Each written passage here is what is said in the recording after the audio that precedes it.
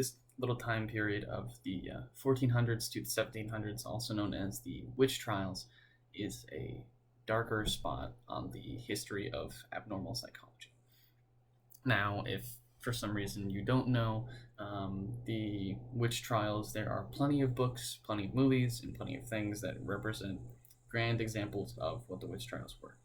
They were a time period in which any man or woman, often women, were who was susceptible to practicing any demonic arts could be considered and trialed and then put to a violent end by a community.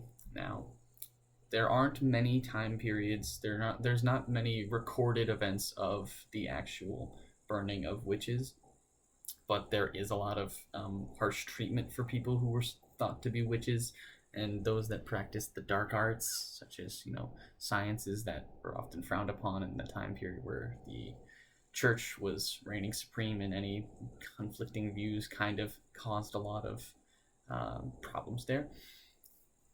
The important thing to note that even though abnormal psychology and its research was halted for a period during this the witch trials, there were still things that occurred during it that are affecting us later on in the time.